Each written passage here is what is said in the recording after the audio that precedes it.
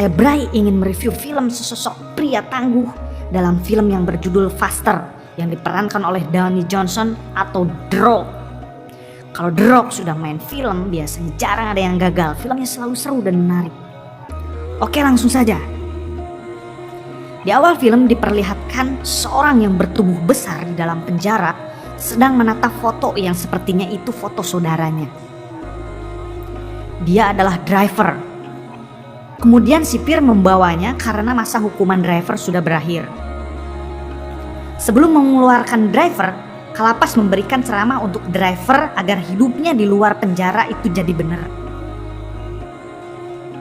Namun driver pada unggut-unggut aja.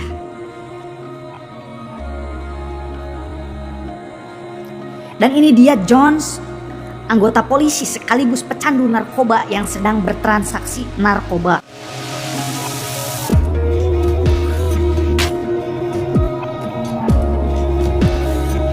Kembali ke driver. Setelah ia keluar, kemudian ia mencari mobilnya dan setelah ketemu langsung membuka berkas dan melihat foto seseorang beserta identitasnya. Kemudian driver tancap gas mobilnya. Setelah sampai di tujuan, ia pun memarkir mobilnya dan menyeberang jalan tanpa menengok ke kiri ke kanan seenak jidat dengkulnya. Kemudian masuk ke sebuah kantor dan langsung menembak targetnya, yaitu orang yang sama seperti di foto yang ada di dalam berkas si driver tadi. Jelas ini misi balas dendam, bukan balas budi apalagi balas kasih. Setelah membunuh target pertama, driver pun langsung menemui informan di mana si informan ini tahu identitas semua target selanjutnya. Namun terjadi perselisihan, kemudian si informan langsung menyuruh bodyguardnya untuk menghajar si driver. Namun ketika si bodyguard itu melihat tato di tangan si driver, ia pun langsung kabur dan menyebut bahwa driver itu si hantu. Dan tak mau berurusan dengan hantu, kata dia. Kemudian si informan karena takut langsung memberikan identitas dari semua target si driver. Kemudian si John dan anggota polisi lainnya sedang mengidentifikasi pembunuhan. Yang tak lain adalah pembunuhnya yaitu si driver. Kembali ke driver, setelah ia tahu target selanjutnya, kemudian ia tancap gas dengan mobilnya. Di lain tempat ada pria yang sedang berolahraga yang bernama Killer. Sesuai namanya, ia adalah seorang pembunuh bayaran yang tak pernah meleset atau mengecewakan kliennya.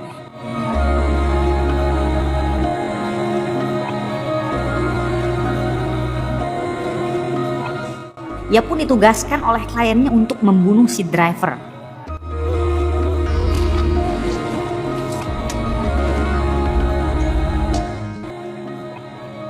Di lain waktu, detektif yang bernama Sarboah yang sedang mendalami kasus pembunuhan kemarin, ia sudah dapat informasi bahwa pembunuhnya adalah si driver yang pernah dipenjara 10 tahun di penjara Murdoch. Kenapa disebut si driver? Karena 10 tahun yang lalu ia pernah diajak para perampok untuk merampok bank. Dia hanya sebagai supir. Setelah berhasil merampok bank, kemudian mereka disergap oleh sekelompok lain dan langsung menembak 2 orang teman si driver.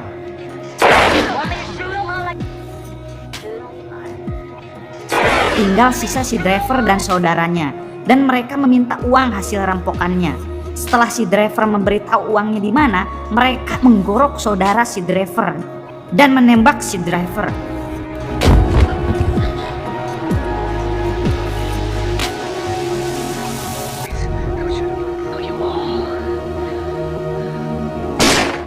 Disangka sudah mati, ternyata si driver masih sembuh setelah dokter memberi pelakat besi di tengkoraknya. Dan sekarang driver memburu mereka. Itu motif pembunuhan yang dilakukan si driver, ucap detektif Sarboah. Di lain tempat, driver sedang memburu target selanjutnya. Di samping itu, si killer juga sedang mengincar si driver.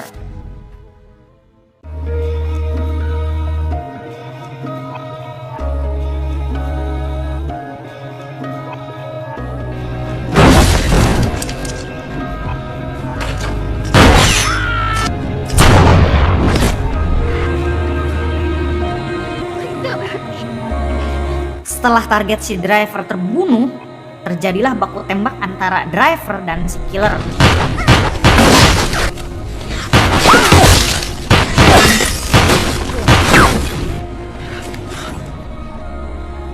Dan berakhir dengan si driver kabur dari si killer. Karena memang pada dasarnya si driver tak mau membunuh orang selain targetnya, yaitu orang-orang yang terlibat penggorokan saudaranya. Esok harinya, driver menemui istrinya dan ternyata istrinya sudah kawin lagi.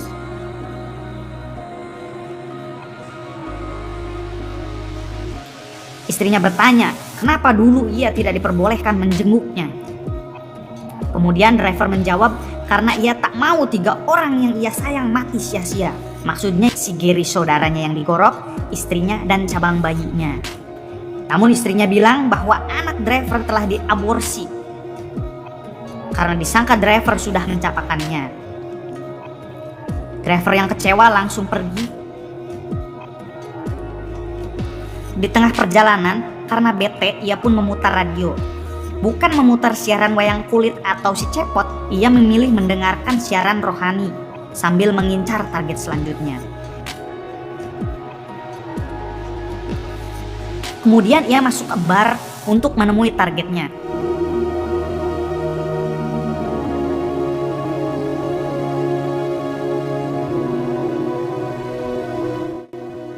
Dan ternyata si target memang sudah menunggu si driver.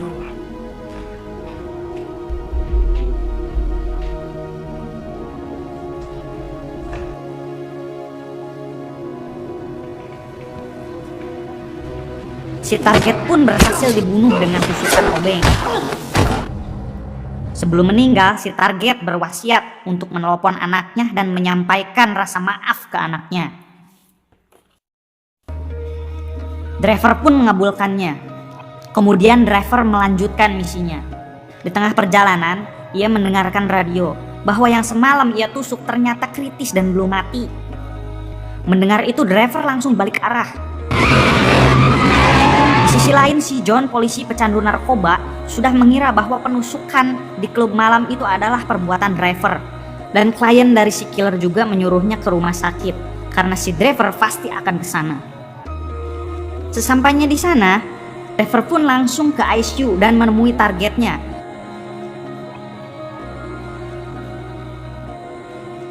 Kemudian menembaknya.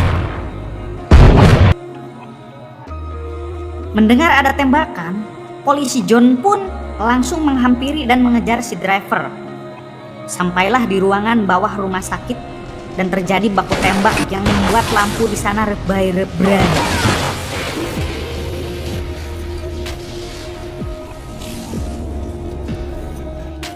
Dan tiba-tiba si driver langsung menodongkan pistolnya ke kepala si polisi John. Karena memang si driver tidak mau membunuh orang kecuali targetnya, ia pun langsung menghilang dan kabur dengan mobilnya.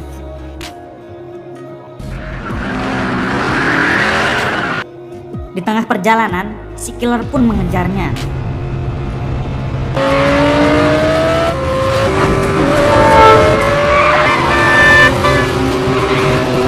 Hingga sampai si killer tersudut. Namun driver enggan membunuhnya dan hanya menembak ban mobilnya. Namun killer berhasil menembak driver hingga bagian lehernya sobek dan driver pun kabur. Kemudian driver pulang ke rumah orang tuanya. Dan di sana ia hendak membunuh bapaknya sendiri karena driver menganggap bahwa bapaknya lah yang menjebak atau dalang dari pembunuhan yang mengakibatkan Gary mati. Namun bapaknya sudah mati 4 tahun lalu, kata ibunya. Kemudian ibunya meyakinkan bahwa tak mungkin bapaknya berbuat seperti itu karena bapaknya sangat menyayangi Gary, saudara si driver, dibandingkan si driver sendiri. Kemudian driver pun pergi untuk membunuh target terakhir. Di tengah perjalanan, ia pun seperti biasa yaitu mendengarkan radio siraman rohani yang selalu membahas tentang bahaya balas dendam dan kebencian. Di lain tempat, banyak sekali polisi yang menyanjung si John di kantornya karena hampir menangkap si driver Bahkan detektif Sarboah pun kagum padanya. Kemudian detektif Sarboah menunjukkan para korban driver adalah para informan yang dulunya sering melakukan kejahatan. Dan ada juga salah satu anggota informan yang belum mati, dan Jones langsung pergi ke sana.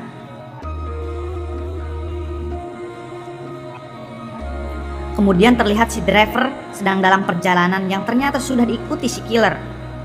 Sampailah driver di tempat tujuan, yaitu menemui target terakhir.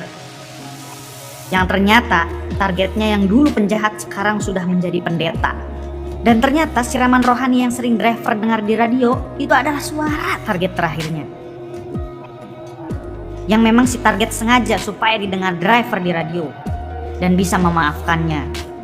Kemudian si target mengajak si driver menjauh dari tempat ia khotbah karena memang acara sudah selesai.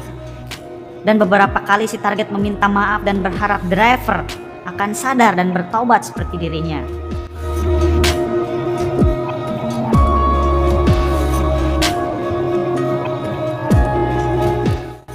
Sampai ia berlutut, kemudian driver mulai menodongkan pistolnya.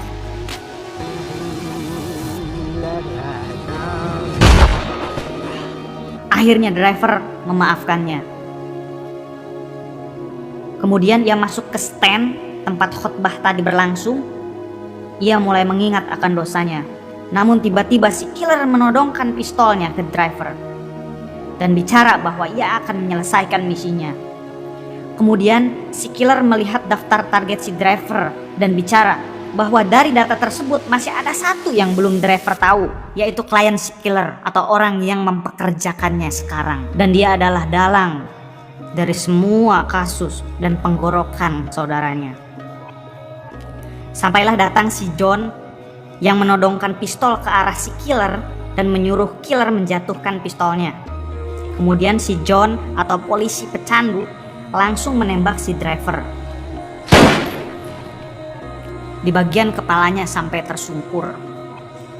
Dan ternyata dalang dari penggorokan dan pembunuhan saudaranya si driver, ia adalah si John, polisi pecandu narkotai, yang dimana ia tahu tentang uang hasil perampokan bank itu dari pacarnya Gary, saudara si driver, yang dimana ia adalah informan si John yang sekarang menjadi kekasihnya. Setelah itu killer pergi dan si John mengejarnya yang hendak akan memberikan uang bayarannya. Dan ternyata klien si killer adalah si John. Ternyata bayarannya sangat murah. Kemudian killer menjelaskan bahwa ia tak butuh uang. Semua itu hanya... Kemudian si John menelepon kekasihnya dan ingin memperbaiki hubungannya. Kemudian driver pun menembaknya. Kemudian si John saat sebelum sekarat bertanya, "Kenapa kau belum mati, driver?" Driver pun menjawab bahwa kau menembak pas mengenai plakat besi yang dulu dokter tanam di kepalaku, yang membuat driver selamat.